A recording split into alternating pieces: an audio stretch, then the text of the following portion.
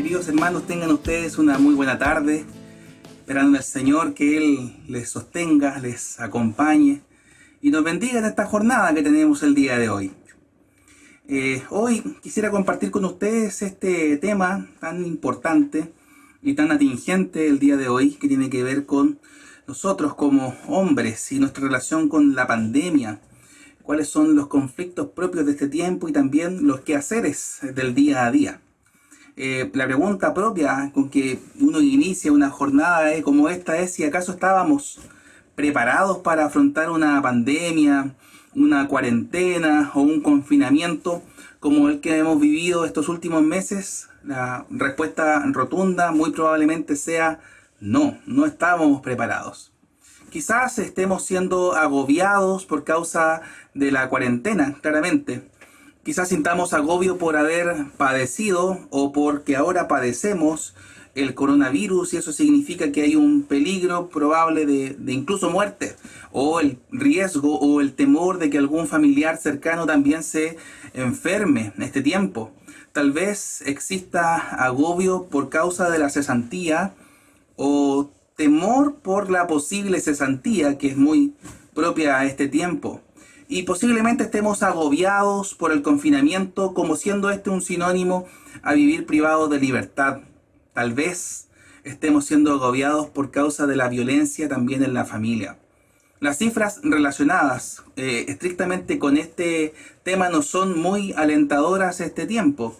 Desde el mes de abril, las denuncias se dice que han aumentado aproximadamente en un 70% en relación a un año normal. Y a esto uno puede decir qué es lo que está pasando en nuestra sociedad. De todas estas situaciones mencionadas, nuestra iglesia, la iglesia de Cristo, los hombres de Dios, ninguno de nosotros estamos exentos.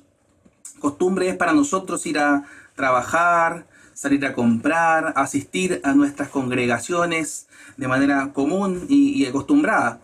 Pero muchas de estas acciones que antes eran una costumbre para nosotros, hoy no se pueden realizar y debemos afrontar estas situaciones con sabiduría y con prudencia, dado que sabemos que la imprudencia, la insensatez, también puede volverse una costumbre a este tiempo.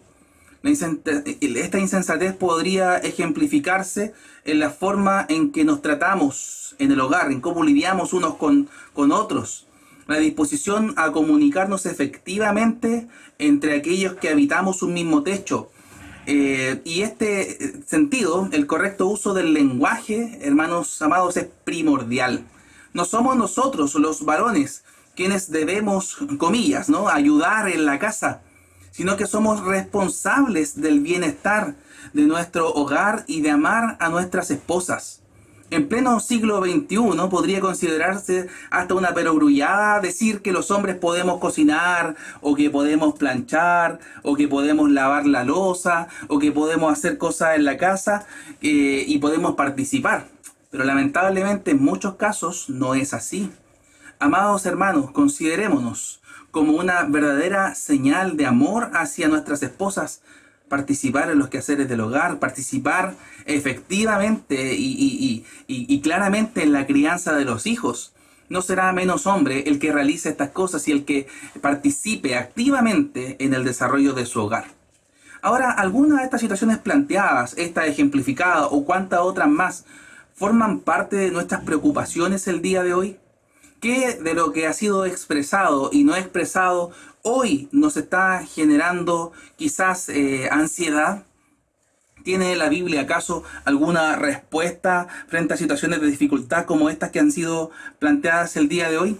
Les invito a que abramos el Salmo 91 y revisemos en este Salmo maravillosas verdades para nosotros en este tiempo de cuarentena. Les invito a que abran sus Biblias y revisemos el Salmo 91.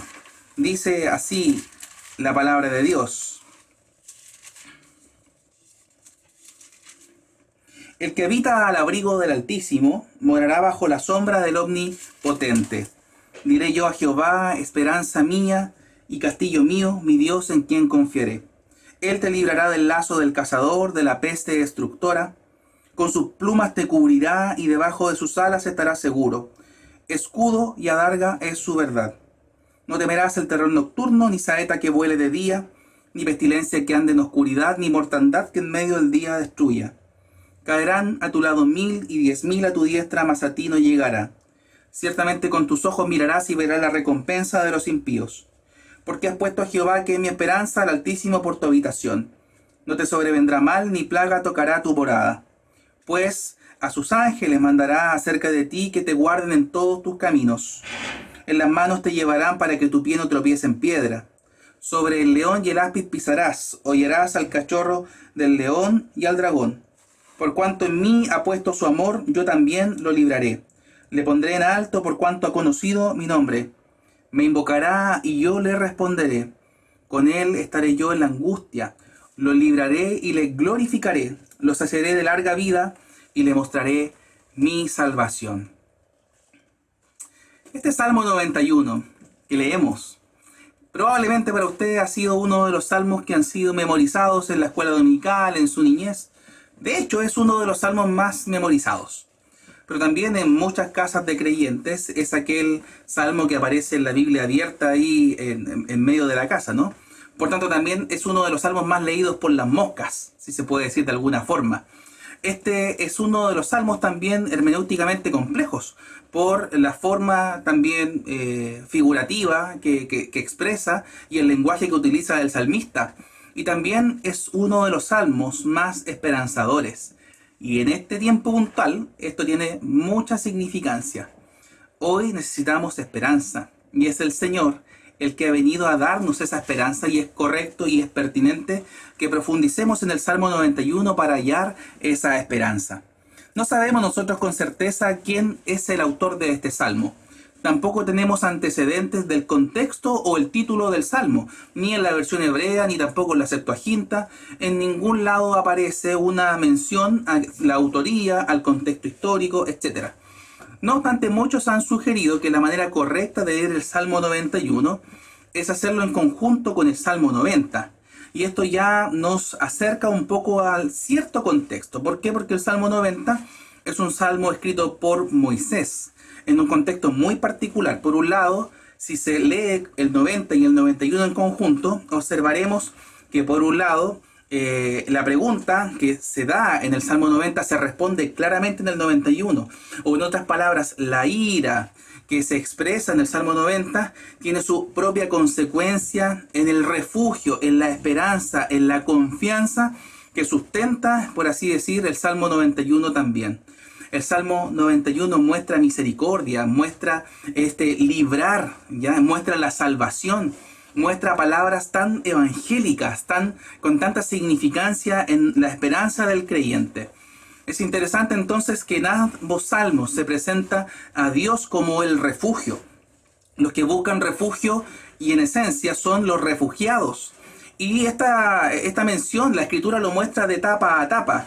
Los libros de la Biblia han sido escritos por refugiados, han sido escritos también para refugiados o para asilados. Lo vemos en el caso del pueblo de Israel en Egipto, lo vemos en el caso del pueblo de Judá en Babilonia, lo vemos en el caso del pueblo de Dios aún en tiempos de Cristo, cuando eran asolados, cuando eran abatidos por el imperio romano. Y esto es conocido también.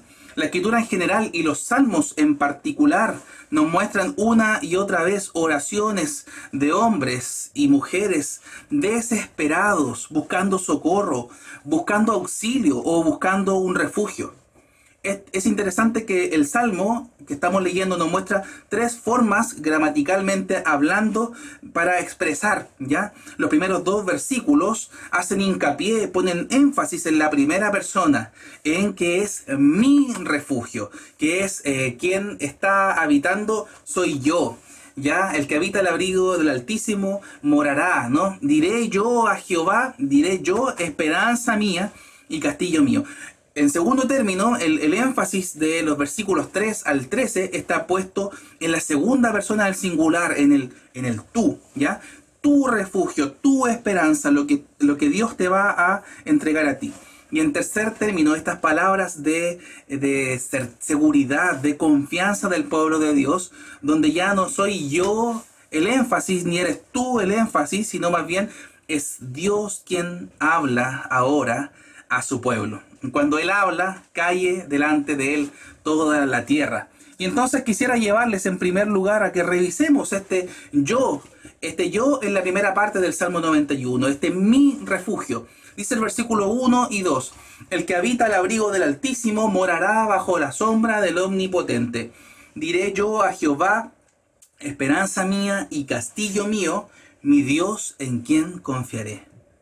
¿Cuán relevantes son en este tiempo, siglo XXI, y más allá que el siglo XXI, plena etapa de pandemia? No sabemos si estamos al medio, si estamos ya terminando el pic de la pandemia o si quizá lo estamos empezando. Nada de esto lo sabemos con certeza. No obstante, sí, Dios tiene control de todas las cosas. ¿Cuántos de nosotros necesitamos hoy día declarar con certeza que el Señor es nuestra esperanza, mi confianza, mi castillo? 4 son los títulos de Dios expresados en los primeros 2 versículos del Salmo. Y es bueno que hoy día los recordemos, los profundicemos en ellos. Fíjense ustedes, ¿cuáles son estos nombres o estos títulos asociados a Dios? En primero, Altísimo, Omnipotente, Jehová y Dios. 4 conceptos tan profundos, pero también tan claves a la hora de comprender un salmo que enfatiza la confianza. Altísimo como tal, en hebreo Elión, era un nombre muy común usado por los cananeos antiguamente para referirse al Dios supremo, que domina también sobre todos los dioses, ¿no? Este Dios entre los dioses. Hay que recordar, ¿no?, que el pueblo de Dios pasó de ser un pueblo monolátrico a ser un pueblo monoteísta. Monolátrico en el sentido de creer que Dios era Dios entre los dioses, cuando sabemos que en la posteridad del pueblo hebreo no existía esa consideración, no hay Dios fuera de Dios. No obstante, esta manifestación de estos ídolos cananeos, estos dioses que hay ahí, se pone en énfasis, ¿no?, que Dios es el Altísimo, el Dios que está sobre todas las cosas, el Dios que crea y que sostiene el mundo con su mano poderosa. Título atribuido de manera directa también a la persona de Jesucristo. Esto lo expresa el libro de Colosenses capítulo 1, versículos 15 en adelante, ¿no? Él es la imagen del Dios invisible, Él es el primogénito de toda creación, porque en Él fueron creadas todas las cosas, sean tronos, sean dominios, sean principados, sean potestades. Todo fue creado por medio de Él y para Él. Y Él es antes de todas las cosas y todas las cosas en Él subsisten. Notemos cómo el apóstol Pablo pone un énfasis en que esta figura atribuida al Altísimo, al Creador, al sostenedor, al sustentador de todas las cosas, es atribuido a la persona de Jesucristo. En segundo término se ocupa el título omnipotente. Omnipotente, quizá alguno ya conoce estos términos hebreos, el Shaddai, el Todopoderoso. Este título presupone que el Salmo está llamando a los justos a esconderse de los rayos abrasadores, quemadores y también marchitadores, usando todas las formas que ocupa tanto el Antiguo Testamento como el Nuevo Testamento respecto de las amenazas del sol, ¿no? El que está bajo la sombra del Omnipotente es aquel que encuentra protección, que encuentra cuidado, que encuentra socorro y refugio de un Dios que lo sostiene, de un Dios que lo sustenta, de un Dios que lo guarda. ¿Quién podrá hacer vivir y cuidar a su pueblo entonces si no es este Dios todopoderoso, si este Dios omnipotente? Pero en tercer término, el tercer título que usa el Salmo es Jehová. Diré yo a Jehová, diré yo a Jehová. Este término, Jehová, ya conocemos el significado, ¿no? Es yo soy el que soy, es el nombre que Dios le revela a Moisés en el monte Horeb. Y recordamos que este significado, ¿no?, va mucho más allá de los nombres o de los títulos anteriormente mencionados, que expresan majestuosidad, que expresan dominio, poderío, autoridad, poder, ¿no? Omnipotente o altísimo. Este nombre Jehová es el nombre que se utiliza en una relación pactual de Dios con su pueblo. Por tanto, cuando el salmista expresa, ¿no?, diré yo a Jehová, ya está enfatizando una relación con quien es y con quien está, con quien está en medio de su pueblo, con quien declara: yo soy vuestro Dios y ustedes son mi pueblo, y como promesa, yo habitaré en medio de ustedes, yo estaré ahí en medio de ustedes. Finalmente, ¿no? Se ocupa mi Dios en quien confiaré. Y aparentemente uno no considera la relevancia de que se ocupe el término Elohim, ¿no? El término Dios al final de este versículo 2. Pero es absolutamente relevante. Por un lado, Yahvé se utiliza para expresar una relación de pacto, como mencioné. Por otro lado, Elohim se utiliza también comúnmente para referirse al Dios de toda la creación, al Dios de todas las naciones. Este término Elohim es el Dios de toda la tierra. Si bien es cierto, en hebreo podría significar Dios o dioses, el énfasis de Elohim está puesto en que es un Dios sobre todo, un Dios sobre todo lo que existe. Agustín, en función de esta declaración de Dios, ¿no?, expresa que Cristo es el refugio del que habla David, ya que hizo nuestro refugio haciéndose el hombre, el Altísimo, el Omnipotente, Jehová Dios. Él es nuestro refugio, refugio de mí.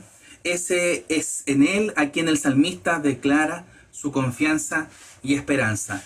En segundo término, si revisamos del versículo 3 hasta el versículo 13 en adelante, vemos el énfasis puesto aquí en la segunda persona, ¿no?, que es tu refugio, tu refugio. Quisiera leer el versículo 3. Él te librará del lazo del cazador, te librará de la peste destructora, con sus plumas te cubrirá, y tú debajo de sus alas estarás seguro. Son absolutamente trascendentales las palabras que usa el salmista para infundir aliento a los que son refugiados por el Señor. El Señor te librará, te cubrirá, estarás seguro, no temerás. Noten, a ti no llegará. Todas estas expresiones aluden a un Dios que no deja a su pueblo a merced de su propia suerte, sino a un Dios que tiene cuidado de aún el más mínimo detalle de quienes Él ama.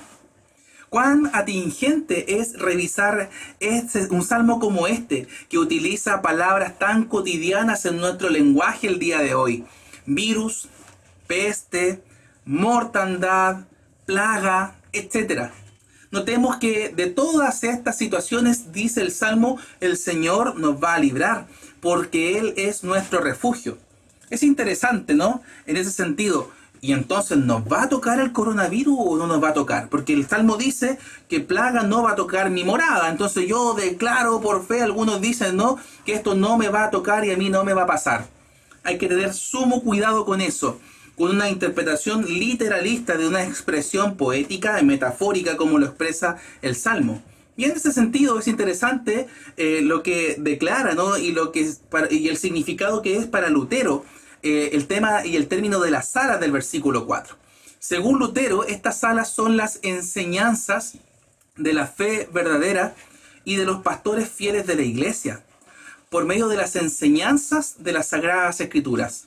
Los creyentes serán protegidos de las mentiras y de las herejías del infierno y de todos los demonios.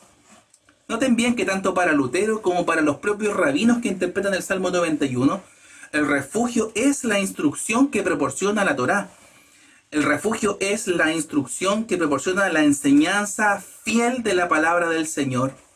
Para nosotros, por tanto, para quienes estamos en una pandemia tan cruenta como la que estamos viviendo, cuando aflora la falta de fe, cuando aflora la falta de esperanza o la desesperación como tal, angustia respecto de lo que vendrá, y pesar también por no poder controlar la situación que estamos viviendo, recordemos que el Señor ha de librarnos de los lazos del cazador y de la peste destructora.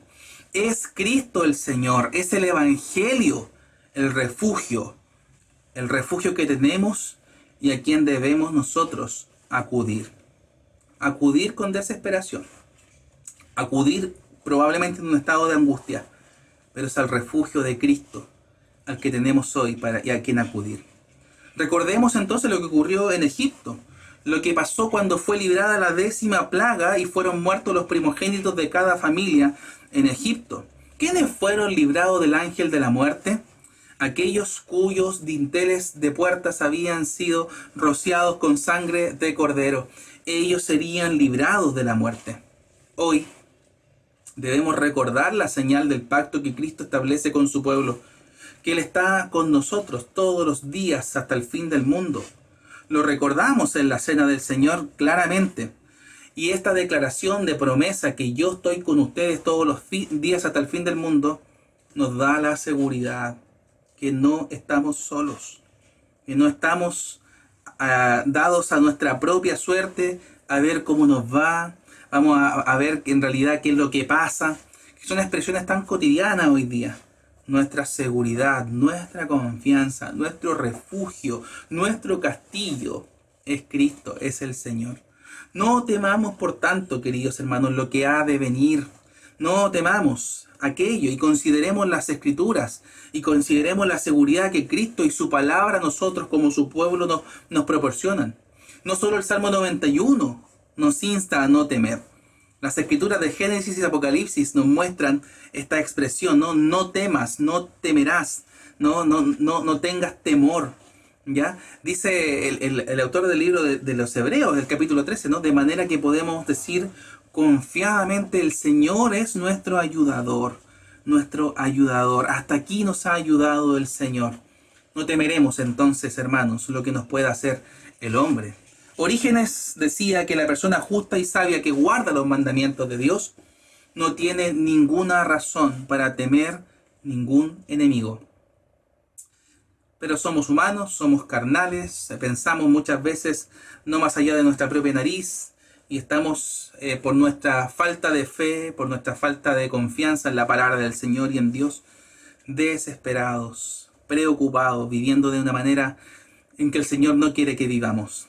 El día de hoy volvamos nuestra mirada a la palabra de Dios, volvamos nuestra mirada a Cristo el Señor, quien da refugio, quien da sustento y quien da esperanza a su pueblo. El Salmo 91 no nos invita a un peregrinaje por calles extraordinarias o por verdes prados. El Salmo 91 nos invita a un peregrinaje lleno de dificultades, de 1000 caídos a un lado y probablemente 10.000 caídos al otro. Un camino donde la amenaza del cachorro, del león y el dragón, como lo expresa el Salmo, que son claras figuras que representan las fuerzas del enemigo del pueblo de Dios, amenazas que son reales. Este salmo, hermano, nos invita a caminar por el desierto.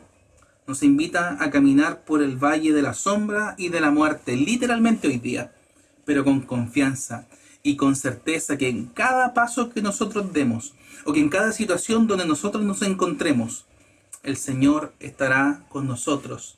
Él será nuestro refugio. Él será nuestro pronto auxilio en la tribulación.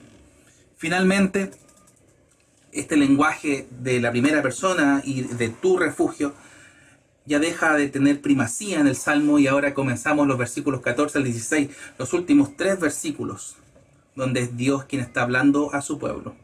El compromiso de Dios está expresado en las palabras del versículo 14 en adelante. Dice así el Salmo: por cuanto en mí ha puesto su amor, yo también lo libraré. Le pondré en alto por cuanto ha conocido mi nombre. Me invocará y yo le responderé. Con él estaré yo en la angustia, lo libraré y le glorificaré.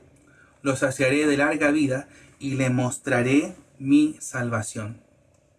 Esta última parte del Salmo es maravillosa.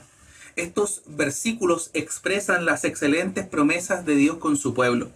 Ya nosotros no somos nosotros quienes alabamos a Dios por su misericordia o quienes declaramos ahora nuestra confianza en Él. Ahora es Él quien habla y quien se compromete a obrar con nosotros. Pero notemos con especial atención que todas las promesas que encontramos en el versículos 14 al 16 son para quienes le aman, para quienes le conocen y también para quienes le invocan o para quienes le llaman.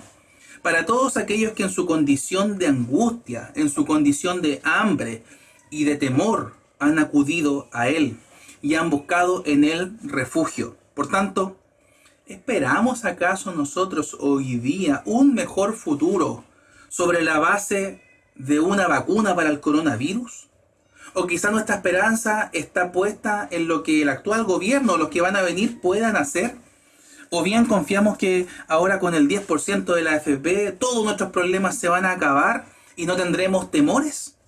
Hermanos, todas las situaciones que nos quitan el sueño quizás nos tengan hoy día temerosos por la desestabilización social, quizá por la situación conflictiva tanto política o económica en el país, como esta crisis que estamos viviendo hoy. Y claramente que cada día se acentúa más esta situación. Pero por sobre todas las cosas, aunque estemos en esta situación difícil como el Salmo expresa, ¿no? Que aún ya era terrible y trágica, en todas estas situaciones, acudamos al Señor, dobleguemos nuestros corazones delante de Él, doblemos nuestras rodillas y acudamos solamente a Él, porque Él nos va a responder. Él estará con nosotros en la angustia. Nada en el Salmo nos lleva a nosotros a creer que todos nuestros problemas se van a acabar o que en realidad ahora ya no tendremos conflictos con el coronavirus ni nada por el estilo. El Salmo de hecho nos está invitando a un peregrinaje por valles de sombra y de muerte, por peligros, por temores. Pero en todos esos temores el Señor va a estar con nosotros. El Salmo nos invita a creer en el Señor, nos invita a amarle, nos invita a conocerle y nos invita a invocarle. Nos invita a que Él sea el todo en todos, a que no haya alguna situación, por terrible que sea hoy, que tome el lugar que solo a Dios le pertenece. ¿Quién está hablando entonces en los versículos 14 al 16? Es el Señor. Yo creo a sus palabras, yo creo a sus promesas. Él está con nosotros, Él está en medio de su pueblo y Él no nos va a dejar. Para terminar, si bien es cierto, ninguno de nosotros es experto en pandemia, o quizá no tengamos un magíster en epidemiología, o lisa y llanamente no sepamos cómo lidiar con una situación como la que estamos viviendo el día de hoy. Pero en ningún caso debemos olvidar que el Señor Jesús sigue siendo Rey, que Cristo sigue sentado en su trono y que no hay situación para Él que se escape de su control. Esa es nuestra esperanza, esa es nuestra confianza y esa ha de ser nuestra seguridad. Acudamos a Cristo, sostengámonos en sus promesas y cada día que pase, cada segundo de nuestra vida, glorifiquemos su santo nombre y démosle a Él la gloria. Oremos. Amado Dios, en esta tarde te doy gracias por poder compartir con mis hermanos brevemente, Señor, esta exposición y predicación de tu palabra. Gracias porque en ella encontramos, Señor, refugio, esperanza y confianza para nuestras almas. Gracias porque eres un Dios soberano, omnipotente, altísimo, eterno, pero también, Señor, cercano a nosotros, que no se ha olvidado de nosotros su pueblo. Bendícenos y acompáñanos y guárdanos, Señor. Guárdanos de nuestros temores, guárdanos de nuestras preocupaciones y líbranos, Señor, de nosotros mismos. Ayúdanos a confiar cada vez más en ti. Te lo pedimos en el nombre de Jesús. Amén.